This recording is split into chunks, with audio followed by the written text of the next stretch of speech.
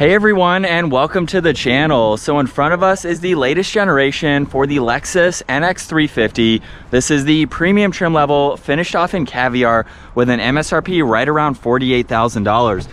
We're gonna start off today's review though with what powers this Lexus SUV. So underneath the hood, this has the 2.4 liter turbocharged 4-cylinder engine paired with an 8-speed automatic transmission. It pumps out 275 horsepower, 315 pound-feet of torque.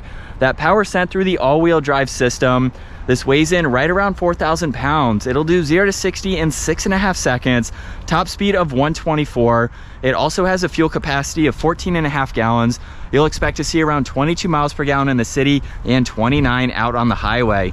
So with all of those specs out of the way, let's take a look at the exterior for this all-new 350.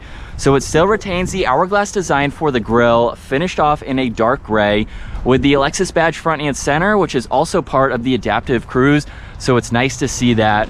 Plenty of cutouts in that grille as well. There's even LED fog lights, LED headlights, DRLs, and turn signals with that crisp design for the DRL. I think that's very iconic for Lexus models. And with the lines coming down the hood, there's actually two. There's one that stops right about here, and the other one works its way to the top section of that grille, basically, following the curvature for that design. So I think it gives it a great look. For the side of this one, we have more of a basic wheel. This is an 18-inch wheel with a two-tone design, multi-spoke pattern. There's a little bit of plastic trim in the lower bumper too. It makes its way to the fender flares along with the side skirts. Now this also has power folding body colored side mirrors with some chrome trim, a very small indicator too.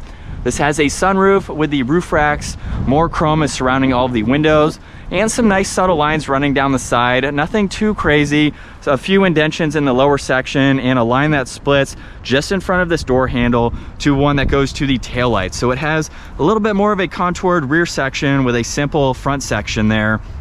And then for the rear end, this has LED taillights with the LED connector bar running right through the middle. This has the body colored spoiler, integrated third brake light, and the wiper blade there. It also has a backup camera with all the sensors. There's some more of that plastic trim in the lower section.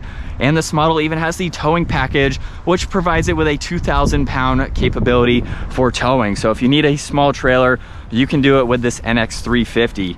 Now let's work our way to the cargo. You can use the button on the key fob or the one to the right of that backup camera. And for the smaller size SUV that this is, actually has a good amount of room. There's some tie-down hooks so you can safely secure items. There's also a storage net. There's a 12-volt too.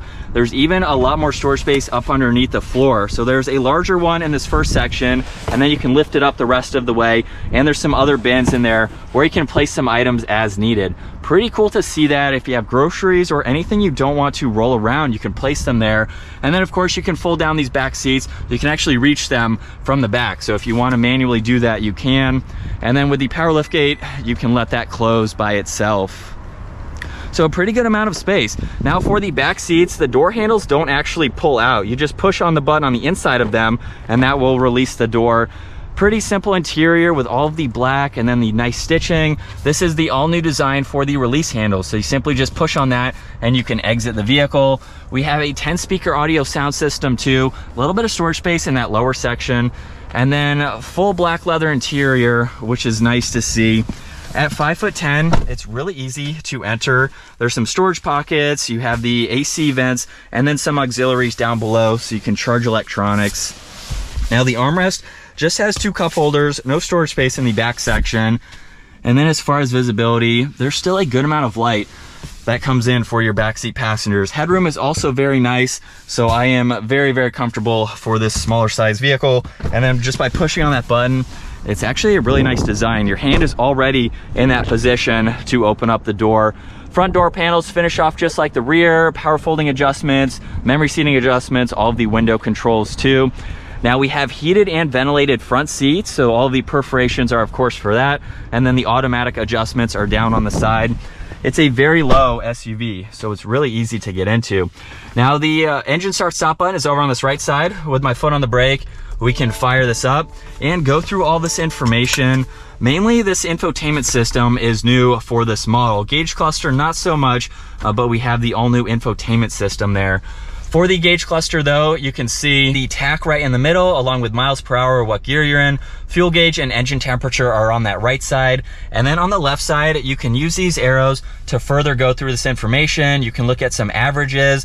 There's also your distance till empty, your eco meter. You have some engine vitals along with your G-force meter, your acceleration and your braking, which is cool to monitor. There's your gear position too. You can pull up the compass, your music when you have that on. There's the adaptive cruise, and then any messages you may have. So pretty simple, but it gives you all of that info. Also on this left side is volume. You have some Bluetooth controls. All of the cruise and adaptive cruise control settings are on this right side, along with mode and tuning for the audio. And then this has the steering wheel mounted paddle shifters as well, which have a nice dark trim to them.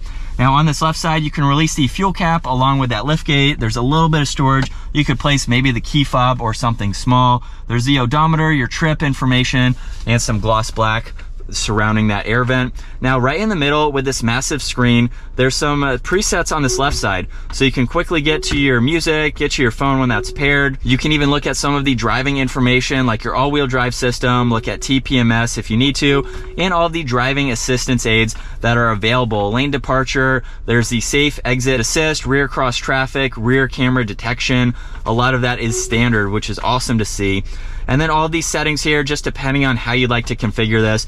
So again, not a whole lot of info, but I love the new screen. It gives it a great interior look. Underneath this screen, still within the screen though, so underneath all that info, there's the heated and ventilated seats, where you'd like the air to go, heated steering wheel. You can get into the climates and adjust that as needed. You can even go through your frequently used and your comfort and convenience, and then look at all those driving assistance aids again, which is pretty cool to see. Temperature is on the left and the right side for the dual zone. Fan speed is right in the middle. You have a few other buttons. There's a physical button for power and volume, which is great, along with the defrosters and the heated side mirrors. 2 air vents are just underneath that, and then the gloss black trim piece here makes its way over to the driver's side, and within that design is the different driving modes. So there's eco, sport, and normal. Pretty simple and straightforward.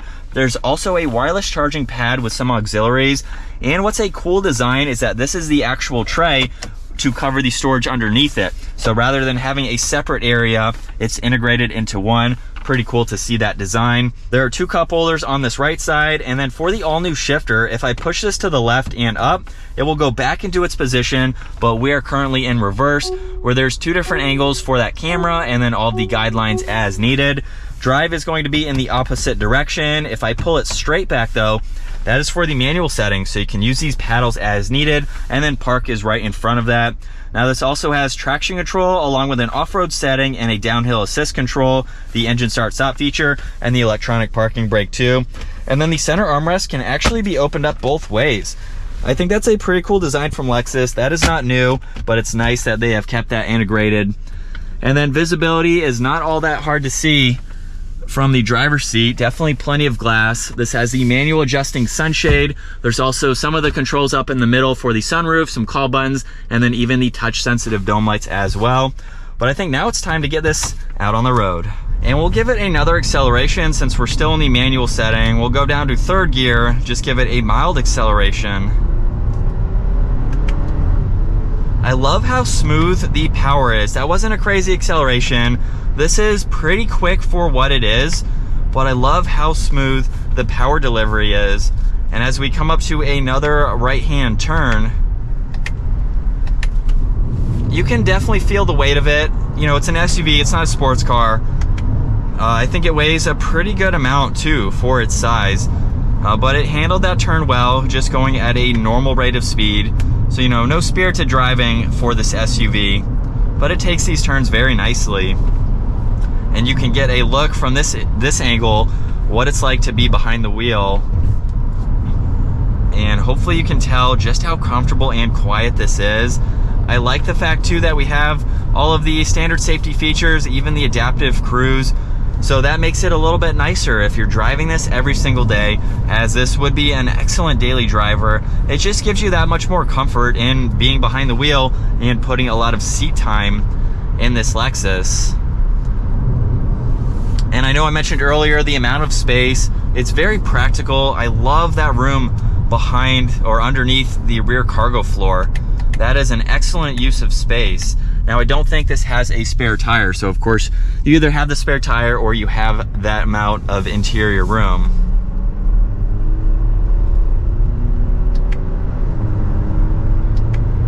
And we're up to speed.